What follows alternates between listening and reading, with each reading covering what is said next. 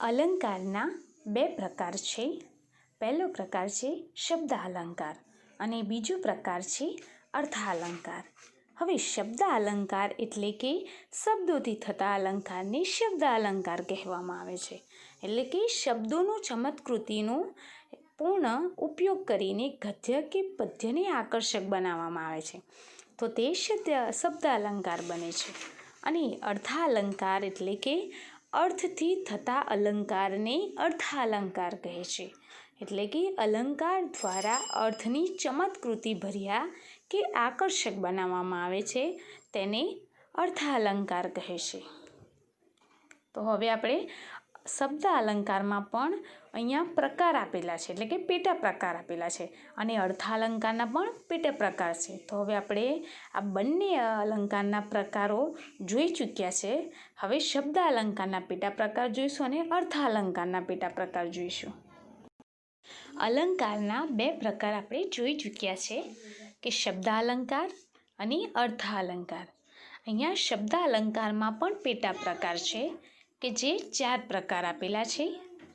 પહેલો પ્રકાર છે વર્ણાનુપ્રાસ અલંકાર, બીજો શબ્દાનુપ્રાસ અલંકાર, 3 આંતરપ્રાસ અને 4 અંત્યાનુપ્રાસ અલંકાર.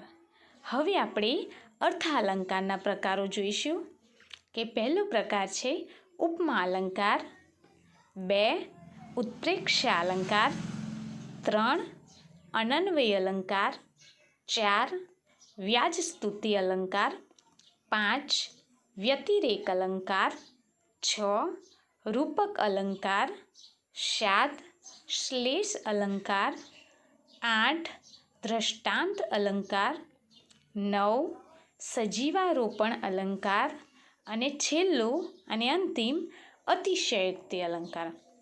તો યાદ રાખજો વિદ્યાર્થી મિત્રો કે અર્થાલંકારના 10 પ્રકાર છે, એટલે કે વધારે અર્થાલંકારના પ્રકારો છે.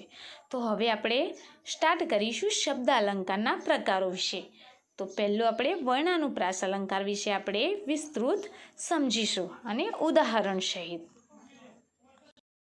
હવે વર્ણાનુપ્રાસ અલંકાર એટલે કે એના શબ્દમાં જ એનો અર્થ રહેલો છે કે વર્ણ એટલે કે અક્ષર. હવે આ અલંકારનો પ્રકાર સમજાવતા પહેલાં હું તમને એક વાત કરી દઉં કે કોઈપણ અલંકારના પ્રકારો આ ખાલી 9થી 12 સુધીના નથી, પણ કોલેજના સ્ટુડન્ટ્સ માટે પણ આ ઉપયોગી છે અને સ્પર્ધાત્મક પરીક્ષાઓ માટે પણ આ અલંકારનો પ્રકાર પૂછાઈ શકાય છે. એટલે આ મહત્ત્વના છે પ્રકારો, એટલે ધ્યાનપૂર્વક તમે સાંભળજો.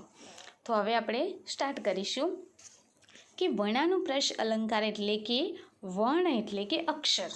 હવે આપણે ભાષાની શરૂઆત શબ્દ દ્વારા થાય છે અને શબ્દ શાનો બનેલો છે? અક્ષરોનો બનેલો છે. તો અહીંયા આપણે પહેલાં અક્ષરોથી સ્ટાર્ટ કરવાનું છે. એટલે કે એની વ્યાખ્યા જોઈશું આપણે કે જેમાં એકનો એક વર્ણ એટલે કે અક્ષર વારંવાર એટલે કે પુનરાવર્તન થતો હોય અને જે ચમત્કૃતિ સધાય તેને વર્ણાનુપ્રાસ અલંકાર કહે છે. અહીંયા એમ કહ્યું છે કે જેમાં એકનો એક વર્ણ એટલે કે કોઈ પણ વાક્ય આપેલું હોય અને એનું શબ્દ યાદ રાખજો કે શબ્દનો પહેલો અક્ષર એટલે કે સરખો હોય, વર્ણ એટલે કે અક્ષર સરખો હોય તો તે વર્ણાનુપ્રાસ અલંકાર છે. જેમ કે ઉદાહરણ આપણે એક હું તમને કહું છું કે જેમ કે કાકાએ કાચના કબાટમાંથી કાચી કેરીનું કચુંબર કાઢ્યું. હવે જે ઉદાહરણ બોલી એમાં શબ્દના પહેલા અક્ષરો જુઓ તમે કે કાકાએ તો ક બધા જ શબ્દોમાં પહેલો અક્ષર ક છે. જેમ કે કાકાએ તો ક, કાચના તો એમાં પણ પહેલો અક્ષર ક છે, અને કબાટમાંથી તો એમાં પણ પહેલો અક્ષર ક છે, કાચી તો ક, કેરીનું કચુંબર કાઢ્યું તો આ ત્રણેય શબ્દમાં પહેલો અક્ષર ક છે. તો અહીંયા વર્ણાનુપ્રાસ અલંકાર છે કે કોઈ પણ ઉદાહરણ હોય એટલે કે કોઈ પણ વાક્ય હોય એમાં પહેલો અક્ષર સરખો હોય, કોઈ પણ અક્ષર ક હોય, મ હોય, કોઈ પણ અક્ષર 12 અક્ષર એટલે કે કક્કાનો કોઈ પણ અક્ષર સરખો હોય અને પુનરાવર્તન થતું હોય એટલે કે ફરી વારંવાર આવતો હોય અને જેના કારણે અહીંયા ચમત્કૃતિ સધાય છે એટલે કે એની શોભા વધી જાય છે. કે અલંકાર વધી જાય છે, તો એ વર્ણાનુપ્રાસ અલંકાર છે. તો આ વર્ણાનુપ્રાસ અલંકારને આપણે બીજું પણ નામ છે કે જે વર્ણશગાઈ તરીકે ઓળખવામાં આવે છે. તો વિદ્યાર્થી મિત્રો યાદ રાખજો કે વર્ણાનુપ્રાસ અલંકારને વર્ણશગાઈ પણ કહેવામાં આવે છે. આપણે બીજું ઉદાહરણ જોઈએ કે પીગળે પીગળે પડછાયાના પહાડ. હવે અહીંયા તમે ઉદાહરણમાં જોઈ શકો છો કે શબ્દોનો પહેલો અક્ષર એ સરખો છે. કયો અક્ષર સરખો છે? તો પ અક્ષર સરખો છે. તો એ પ એ શું છે? અક્ષર છે, એટલે કે વર્ણ છે. તો વર્ણ સરખો છે કે પીગળે પીગળે પડછાયાના પહાડ. બીજું ઉદાહરણ જોઈએ આપણે કે ઝૂકી ઝાડના ઝુંડની ઝાઝી ઝાડી. હવે અહીંયા પણ તમે જોઈ શકો કે અહીંયા જ અક્ષર પહેલા શબ્દનો, એટલે કે બધા જે શબ્દ છે એનો પહેલો અક્ષર જ સરખો છે, એટલે કે પુનરાવર્તન થતું છે. એટલા માટે જ અહીંયા ચમત્કૃતિ સધાય છે અને એની શોભા વધી ગઈ છે. તો એ વર્ણાનુપ્રાસ અલંકાર છે. અને ત્રીજું ઉદાહરણ કે કામિની કોકિલા કેલી કુંજન કરે. તો અહીંયા ક અક્ષર સરખો છે. તો આ યાદ રાખવાનું છે કે કોઈ પણ ઉદાહરણમાં અક્ષર સરખો હોય, એટલે કે વારંવાર એનું રિપીટેશન થતું હોય, એટલે કે પુનરાવર્તન થતું હોય, તો એ વર્ણાનુપ્રાસ અલંકાર છે. વર્ણાનુપ્રાસને વર્ણશગાઈ તરીકે પણ ઓળખવામાં આવે છે. એકદમ સહેલું પ્રકાર છે કે તમને ખ્યાલ આવી જેવો એવો જ છે કે તમે કોઈ પણ વાક્યમાં આપણે ઉદાહરણ બીજા અનેક આપણી જાતે પણ બનાવી શકીએ છીએ કે પીગળે પીગળે. તો અહીંયા જો પ સરખો છે, બીજા ઉદાહરણમાં જ સરખો છે અને ત્રીજા ઉદાહરણમાં ક સરખો છે.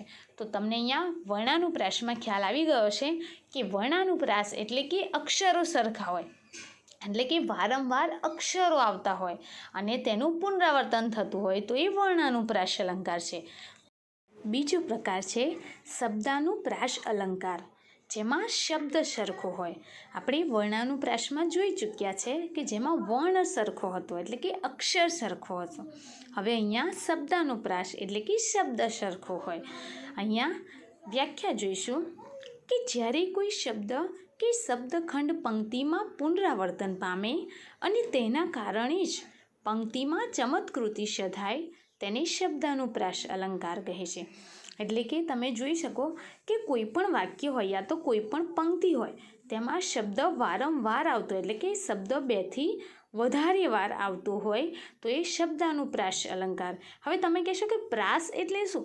પ્રાસ એટલે કે શબ્દ સરખો હોય, કે જેમ કે જવાની યુવાની. તો આ શબ્દ કેવો છે? સરખો છે. ઉચ્ચાર સરખો નથી, પણ શબ્દ સરખો છે, એ પ્રાસ રચાયેલો છે.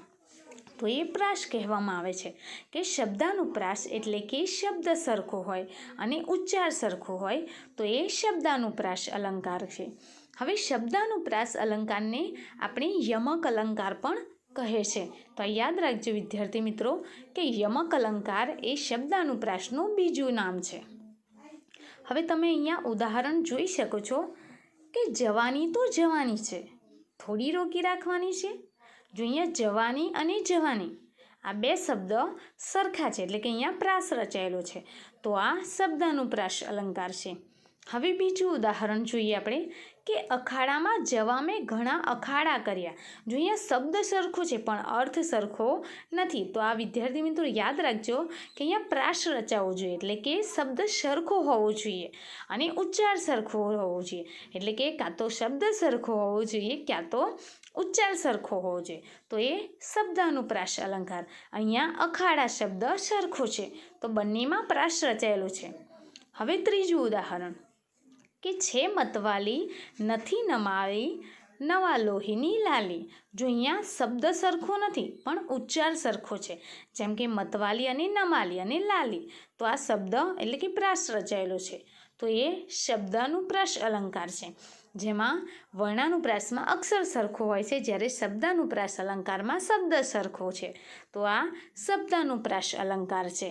તો આ શબ્દાનુપ્રાસ અલંકાર એકદમ સહેલો પ્રકાર છે, જેમાં શબ્દ સરખો હોય અને એના દ્વારા જ ચમત્કૃતિ સધાય, તો તે શબ્દાનુપ્રાસ અલંકાર કહે છે. બીજું પણ આપણે જોઈ શકીએ, જેમ કે આપણે એમ કહી શકીએ કે જોયું ને નકશામાં, જોયું તે ન કશામાં, જો અહીંયા શબ્દ આપણે બોલીએ છીએ સરખો પણ એનો અર્થ કેવો છે અલગ છે. પણ અહીંયા પ્રાસ રચાયેલો છે કે નકશામાં અને ન કશામાં. તો જો લખાય છે સરખું એટલે કે અહીંયા પ્રાસ રચાયેલો છે, શબ્દ સરખું છે, ઉચ્ચાર પણ સરખો છે પણ અર્થ સરખો નથી. એટલે યાદ રાખજો કે ઉચ્ચાર સરખો હોય કાં તો શબ્દ સરખો હોય તો એ શબ્દાનુપ્રાસ અલંકાર. હવે આપણે બીજું જોઈશું, જેમ કે આજ મહારાજ જલ પર ઉદય જોઈને ચંદ્રનો હૃદયમાં હર્ષ જામે. જો ઉદય અને હૃદય તો આ લખાતું સરખું નથી પણ ઉચ્ચાર સરખું છે એટલે કે અહીંયા પ્રાસ રચાયેલો છે. તો આ શબ્દાનુપ્રાસ અલંકાર છે. તો ખબર પડી મિત્રો કે જેમાં શબ્દાનુપ્રાસ અલંકાર એટલે કે શબ્દ સરખો હોય યા તો ઉચ્ચાર સરખો હોય તો એ શબ્દાનુપ્રાસ અલંકાર છે. ઓકે.